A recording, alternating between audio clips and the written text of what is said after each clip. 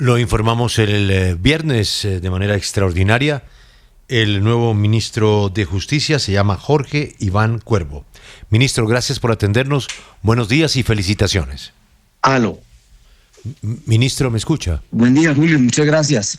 Sí, ministro. Julio, lo escucho, pero todavía no soy ministro, ¿no? Bueno, pero... Ese cargo pesa, ese nombre pesa mucho y todavía soy en proceso de serlo. Todavía estoy en los trámites administrativos y eso. Mire... Ministro designado. Entonces, ministro designado, nominado y confirmado. Ministro, a mí me parece que su nombramiento, no solamente por su hoja de vida, habla bien de la pluralidad que hay en el gobierno de opiniones, porque hemos estado mirando y usted ha sido crítico del actual gobierno, y que acepte el ministerio, pues quiere decir que dentro de la crítica se puede ser ministro. Sí, yo lo veo así. Yo creo muchos han criticado que digamos como una falta de coherencia.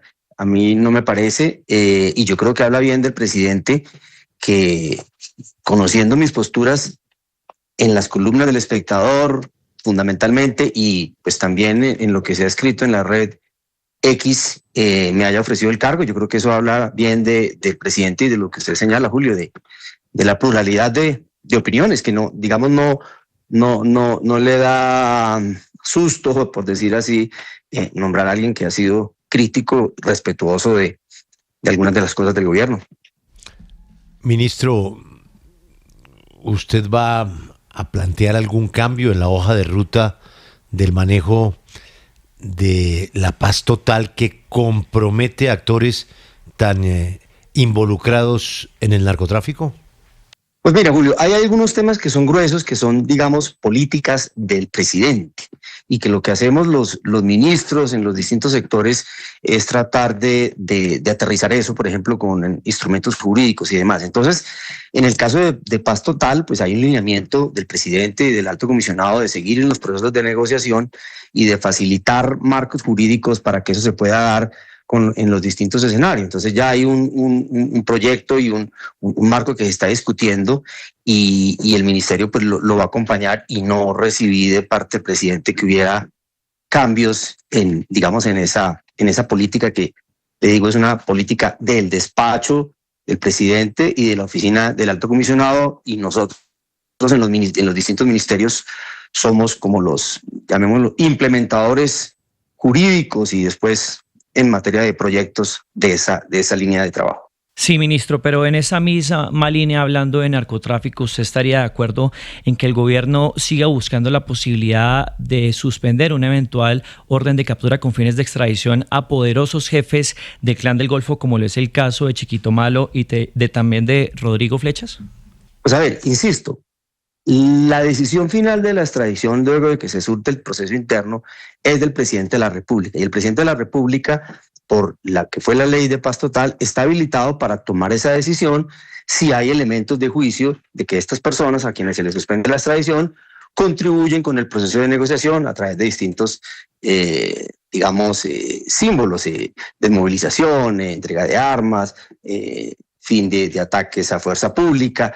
Si se cumplen esas condiciones, eso está definido en la ley, y eso le da facultades al presidente para eventualmente suspender extradiciones y crear un escenario para las negociaciones. El ministerio y el ministro, digamos, no se oponen a esa línea de trabajo. Esa es la línea de trabajo del gobierno. Y por supuesto que yo, cuando me posesione, tendré muchísima más información. Yo no tengo información distinta de la que se puede conseguir en medios, porque yo soy todavía un ciudadano particular, que no estoy todavía metido en esa conversación, en esa discusión, y mi aproximación es como la de cualquier otra persona. Seguramente cuando ya esté posesionado, habrá conversaciones mucho más finas, directrices mucho más claras por parte del señor presidente, y ahí tendré que, digamos, afinar mi punto de vista, mi postura, pero la de ahora es cumplir la línea del gobierno y del presidente. Señor ministro de Justicia designado, en la calle hay un grito durísimo por el tema de reclamar justicia. Y se lo digo porque incluso aquí en Bogotá más dura la policía capturando fleteros que en que estos retornen a las calles. Incluso ocurrió esta semana. El alcalde Galán pues ha pedido dar un debate durísimo sobre ese tema. La gente no entiende cómo un sistema, y qué es lo que falla, pues permite que los ladrones y delincuentes salgan rápido de las cárceles o de donde estén. ¿Qué va a hacer usted sobre eso para ponerle punto final a un tema que es clamor generalizado? Pues mire, Diego, ahí le envié un documento a través de José Luis, que es un documento que yo entregué a la campaña al inicio, cuando el presidente Petro fue elegido. Sí, yo envié ese documento a la campaña a través, si mal no recuerdo, del representante Alirio Uribe, que era el que convocaba un poco la mesa de justicia. Yo envié ese documento, un documento académico, diciendo que era lo que creía había que hacerse. Ese documento pues nunca fue tenido en cuenta, y ahí hay muchas ideas. Es decir, ese problema que usted plantea, pero además no se resuelve solo con lo que haga el gobierno. ¿Sí? El gobierno puede tener una línea de trabajo muy clara de lo que hay que hacer, pero eso significa hay que fortalecer la fiscalía, hay que fortalecer el número no solo de fiscales, sino de investigadores del CTI. ¿Sí? Hoy, por ejemplo, la congestión de un investigador del CTI es altísima. En una ciudad como Bogotá, un investigador del CTI puede estar atendiendo entre 100 y 120 órdenes de trabajo para recaudar pruebas. Eso no es posible. Entonces, toca fortalecer la fiscalía, toca hacer unos ajustes muy, muy importantes entre la policía y las capturas, y los fiscales y los jueces, para que, como usted bien lo señalaba, muchas de ellas no se caigan, porque se caen porque somos un Estado de Derecho, hay garantías procesales, y si estas garantías, por ejemplo, al momento de la captura, que no se leen los derechos, o que no está bien determinada la flagrancia o algunos otros elementos, pues los jueces de control de garantía no tienen una opción distinta que dejar a las personas en libertad. Entonces, por decirlo así, la lucha contra la criminalidad en los estados de derecho es compleja, porque no solamente hay que ser efectivo en esto, sino que también hay que respetar las garantías procesales. Yo creo que eso hay que afinarlo muchísimo más. Se necesita fortalecer la fiscalía, pero algo más grueso que creo que no se va a alcanzar a hacer en este gobierno, que lo han dicho distintos analistas, la Corporación de Excelencia en la Justicia sobre eso tiene un buen discurso, y es: hay que revisar el sistema penal acusatorio. Creo que el sistema penal acusatorio tiene muchísimos cuellos de botella, muchísimos problemas en la imputación, en las discusiones que se dan antes del juicio, y por eso pasan una cantidad de situaciones en las que la persona está privada de la libertad y los jueces tienen que dejar los tienen que dejar libres, porque pues se vencen los términos, porque los términos procesales pues son garantías del Estado de Derecho que tienen que cumplirse. Yo creo que tenemos que sentarnos a mirar en serio como país, como Estado, no solamente como gobierno. Ese es un poco el mensaje que yo también quiero traer, a revisar qué está pasando con el sistema penal acusatorio, con la fiscalía, si hay suficientes jueces, si hay suficientes investigadores, mejor articulación entre la Policía Nacional, las policías de las ciudades y los fiscales. Y yo creo que eso no se va a resolver de la noche a la mañana, pero tenemos que empezar a pensarlo. Profesor Cuervo, sobre otro asunto chicharronudo para el gobierno y para la discusión jurídica y política en los últimos días, usted ha dicho que usted no va a borrar, por ejemplo, los trinos que escribió en otro momento criticando algunas actuaciones del gobierno, así como también ha hecho buenos comentarios del gobierno y lo ha escrito sobre todo en sus columnas en El Espectador. Pero uno de esos comentarios, ministro designado, tenía que ver con la emergencia económica. Usted decía que le parecía que era abiertamente inconstitucional. ¿Sigue pensando lo mismo?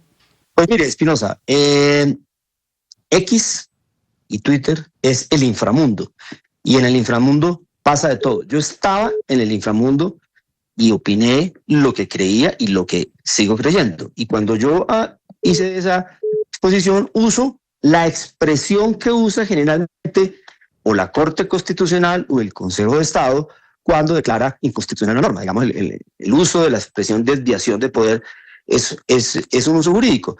Yo pensaba, digamos, en ese momento yo pensaba eso, y sigo pensando, por ejemplo, que ese tema hubiera sido muchísimo mejor que la Corte Constitucional lo hubiera resuelto de fondo, ¿sí? Mi única preocupación en este momento que yo tengo en relación con el tema de la emergencia económica es el de la suspensión provisional, porque yo creo que ahí se abre una caja de Pandora muy compleja, no solamente para este caso, sino para más adelante, porque esa no es una facultad que tenga la Corte Constitucional legalmente, Sí. no la tiene ni la Constitución ni la ley, Sí. es una facultad muy, muy sensible, muy delicada, creada por vía de jurisprudencia y además una jurisprudencia que no es reiterativa ni, como dicen los juristas, pacífica, y para mí esa gran preocupación. Entonces, usted entenderá que, por ejemplo, yo como ministro de Justicia no es que vaya a cambiar de opinión, yo sigo pensando, pero como ministro de Justicia yo debo tener, pues digamos, una mesura, tengo que tener unas formas de diálogo institucional que hagan que incluso mis posturas académicas sean tramitadas de otra manera. Entonces, por ejemplo, Sí. si yo pudiera dar un punto de vista, yo decía, si queremos discutir el fallo de la Corte Constitucional, hay mecanismos para eso. Por ejemplo, un recurso de nulidad ante la propia Corte Constitucional es la forma de tramitar en un momento determinado las discrepancias que un gobierno puede tener sobre un fallo judicial que siempre deben respetarse, acatarse y cumplirse. Ministro, no lo quiero dejar ir sin preguntarle sobre la ley de sometimiento. Ya se le está acabando el tiempo a este gobierno y quisiera preguntarle si ustedes van a pedir con carácter de urgencia que empiece la discusión en el Congreso y si usted ya reconoce que tendrá que ser una responsabilidad del próximo gobierno la aprobación de esa ley. Pues lo que le decía es que en la reunión que yo tuve con el presidente no hablamos de tema de coyuntura, ni de ninguno. La reunión que yo tuve con el presidente fue claramente una entrevista de trabajo. Sí, me senté con el presidente, hablamos casi 45 minutos y hablamos de distintos temas y no hablamos de ningún tema de coyuntura como los que me está planteando. Entonces, mal podría yo decir, porque yo todavía no me he sentado con el presidente a hablar sobre la línea, ¿sí? Mi punto de vista es que yo creo que ese marco jurídico había que tenerlo desde el principio del proceso de paz. Eso hubiera facilitado muchísimas discusiones. En su momento la Fiscalía llamó la atención sobre eso. Me parece que eso hubiera podido tenerse antes. No sé si con lo que queda de legislatura y la siguiente se alcance a aprobar. No, quien hace el llamado de urgencia es el presidente de la República. Yo con él no he tenido la oportunidad de hablar sobre eso, entonces mal me queda a mí interpretar o anticipar qué es lo que va a hacer el presidente. Seguramente cuando yo ya esté posesionado y sea ministro, me sentaré a conversar todos estos detalles de los temas que ustedes me han planteado. Por ahora, es digamos, mi opinión personal. Sí, es que yo no sé, también consideración con el ministro. Todavía no es ministro, le estamos preguntando de cosas que hasta ahora él se está empapando y hay que darle tiempo. La llamada era para saludarlo, desearle muchos éxitos, ministro, ojalá que le vaya bien. Bueno, Julio, gracias por la llamada y saludos ahí a la mesa y a su disposición para cualquier cosa, tema que quieran conversar. Muchas gracias.